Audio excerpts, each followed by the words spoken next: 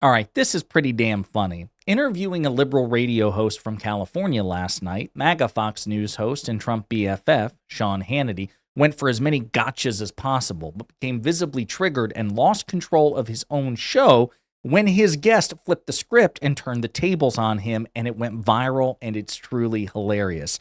But before we unpack all that, if you end up liking this video and you want to support the channel, please be sure to hit the like, subscribe, and alert bells before you go. All right, friends, pop the popcorn and pop the champagne. This is pretty damn funny. Here is Stephanie Miller, a California liberal radio show host, humiliating Sean Hannity on his own show. I thought it was funny, but if it was anybody else, I probably wouldn't think it was as funny. So, well done. Thank you for being the only one on the right that gets the joke, Sean. It was a joke.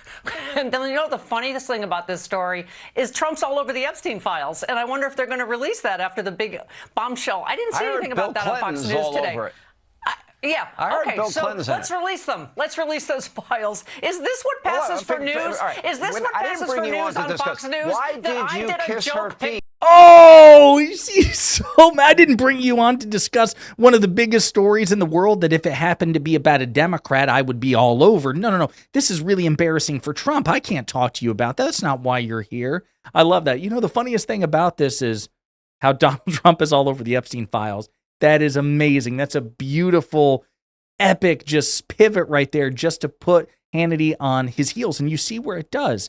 And again, she's pointing out something, which is that since this bombshell emitted, Fox has bent over backwards to avoid talking about the Epstein files. Single-digit references in the past 24 hours. The biggest bombshell story at the moment. And Fox is like, nothing to see here. Absolutely nothing to see here. And certainly Hannity's not talking about it, because he's a MAGA Fox News host in Trump's back pocket. But even the straight news journalists, like Martha McCallum and Sandra Smith, all the others, they're not talking about it either. Can you imagine how much they would be talking about it nonstop if this were Joe Biden or if this were Barack Obama? And I'll point out, in the tranche of leaked emails yesterday, Jeffrey Epstein actually almost exonerates President Clinton, former President Clinton. I was like, he was never at the island or anything like that.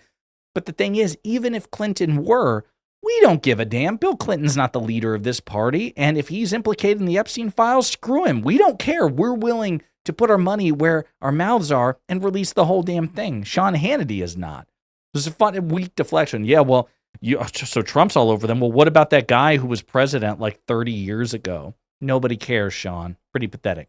But wait, there's more. Because you're anything but. All right, so I do have a question. I tried to get an answer out of you on radio. Okay. The question is, when did you notice Joe Biden's cognitive decline? And don't change the subject and deflect. When did you really notice it? Well, I think it was through all of the times that Donald Trump has fallen asleep in public and talked about, you know, magnets getting wet in the last few, you know, gosh. My mom had dementia, so I recognize it. Stephanie, this is not, it's a very good deflection. That's hilarious. I love that. I think it was all those times that your boy has engaged in cognitive decline or demonstrated cognitive decline, which again, Hannity and Fox News don't want to talk about. Even if Joe Biden were in cognitive decline, I do think he was in a state of age-related cognitive decline. He's not president anymore. And if we're concerned about cognitive decline, then we also have to scrutinize the sitting president, Donald Trump. We actually have to scrutinize him more because he is the sitting president. Hannity doesn't like that. You're a professional. You know what radio else talk is shows. great You're about Biden's What? decline is that Trump is all over the Epstein files, and I'm wondering if they're going to release those. Are you covering that tonight? Not really, because the woman that apparently they're talking about is the one that said he was a gentleman and never did anything wrong. And the person that had a grudge was the guy that got thrown out of Mar-a-Lago 25 years ago. And by the way, when you get thrown out of... So I'll point out here, so they're referencing Virginia Giuffre, who did say on the record that Trump was a gentleman, but that was in reference to only one of the emails. Epstein said that that Virginia Giuffre had spent time with Trump at Epstein's house. Well, that was one of the emails. It still doesn't look good because why is he hanging out with Virginia Giuffre, number one? Number two, it was Epstein saying in private to Michael Wolff and Ghislaine Maxwell that Trump is the dog who didn't bark, that Trump knew all about the girls. Of course he knew about the girls. What about those emails, Hannity? A club in Palm Beach, Florida. That's kind of a big deal. And it's very humiliating and embarrassing. And he was a convicted pedophile. So I'm not exactly putting a lot of gospel truth in what he said. Trump was mad that he was stealing his girls, but what? And he and Trump were best friends. So, Hannity, this doesn't look good, man. Looks like you're losing control of your own show. But again, it gets worse. And by the way, when you're out there in California where you live, the United Socialist Utopia, if you see Gavin, because Gavin doesn't like me anymore, you might want to tell him that fire hydrants need water and reservoirs need to be in our fourth largest economy in the world. I'll tell him, maybe having the highest income taxes, sales taxes, gas taxes, and highest poverty rate, not great. That's why so many people are leaving. Oh, really? Are they leaving for Florida, which is like last in everything? Because we're kind of first in everything in California. I hate to tell you, no, actually, Florida's first in education, lowest in taxes, and over $1 trillion in migration money has moved to Florida. You guys have lost nearly $400 billion. Are you the fourth largest economy in the world, or are we? I forget. You could thank Silicon Valley in spite of Gavin Newsom. That would be population size that he used to have. It's hilarious. I love how she pointed that out. Like, listen, you can complain about California all you want, but economically, it's infinitely more important and successful than Florida. And it just objectively is. Now, you can say that has nothing to do with Gavin Newsom. That's fine. You're welcome to make that case. But California is an economic powerhouse in a way that Florida will simply never be, and certainly isn't now. So I like how she took control of his own show. This interview went viral, okay?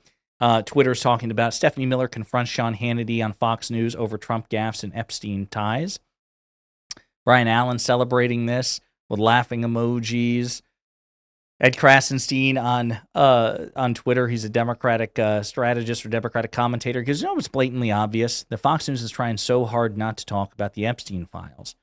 Let's see here. I'm talking about the fire hydrants thing again, that just a total conspiracy theory about the California wildfires. Trump, of course, released reservoirs of water he says, that would put out the fires. Of course, it went in the opposite direction and didn't help anybody whatsoever. Brian Allen on Twitter says Stephanie Miller went on Hannity and told the Fox audience point blank that Trump is all over the Epstein files. When even Fox guests are saying it out loud on their turf, the walls are closing in. Stephanie Miller herself said, okay, I will be on Sean Hannity on Fox News tonight at 9:30 p.m. Eastern to help distract from the latest Epstein bombshell news with my egregious joke pic of me kissing Representative Jasmine Crockett. So funny. All Hannity has is the Clinton card. This woman is a legend. She just bitch slapped the whole news station out of orbit. Oh, wow. Stephanie Miller show was crushing it on Hannity. Stephanie Miller took him down not once, but twice. Adam Park-Menico, oh, holy shit, epic. Jeremy London, this is how it's done. Is this really happening on Hannity?